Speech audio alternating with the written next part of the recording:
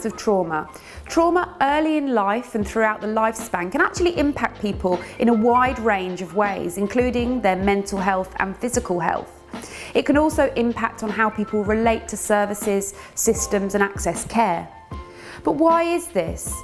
Actually, what we know is that early trauma can impact on brain development. If people's attachment figures haven't been consistent and reliable and available, in actual fact have been neglecting, threatening, violent or abusive, actually individuals' brains develop to become hardwired to be on alert, that they have a heightened threat response and reduced ability to self-soothe. This means that they see levels of danger in a wide range of settings and can't manage situations as effectively often because they're on hyper alert. We can help individuals overcome these difficulties by being consistent, available, reliable. We can support them in managing their emotions and help individuals begin to feel in control when often they felt out of control. This can lead to brain plasticity, and we can actually help individuals rewire the circuits that are hyper-primed and on alert to threat, so that people down-regulate their threat systems and begin to manage more effectively.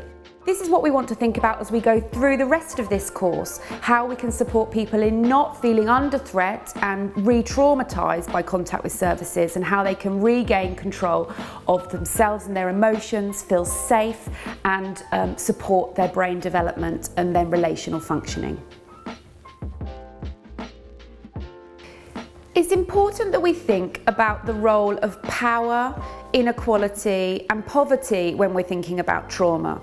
They play a crucial role in understanding how individuals react to trauma and the resources that are available to them. For example, if someone has more economic, material or social capital, they might more effectively be able to support themselves in overcoming that traumatic experience. They might have more choices available to them, for example. They could look to gain social support, pay for therapy quickly and rapidly, not waiting for access to services that might take a long time or be unavailable.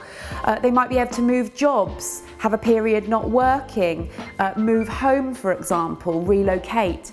All of these options for overcoming a traumatic experience, placing yourself in a safe situation and away from danger, require resources. Now, they aren't always available to some individuals that experience high levels of poverty, social exclusion, or lack power. And these are the groups that we're often thinking about when we're working with multiple disadvantage.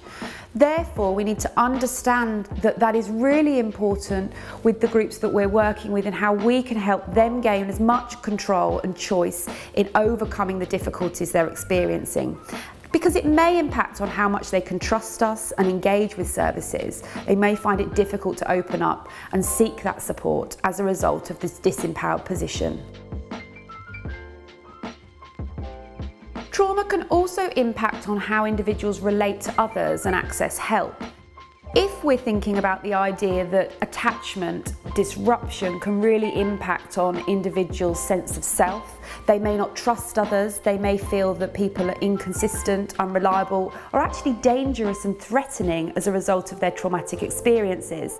We can then really clearly understand why it actually might be quite difficult to open yourself up, be vulnerable, take your most fragile parts, your bits of physical health that aren't well or your mental health issues to individuals for support when others have actually been very threatening and dangerous in the past. This disrupted attachment can impact on how individuals take up care, and it's really important we understand that when we're supporting people. For example, people may avoid contact, they may not come to planned appointments, they may find it really difficult to engage, or they may be very demanding of care, saying that people are letting them down, that they're neglectful, they're not available when they need them, they never go the extra mile or give them what they're asking for. These two extremes can be very prevalent in individuals that experience trauma, but we can also see the oscillation between both, that there's a profound longing for care and support at the same time as a desperate fear of it.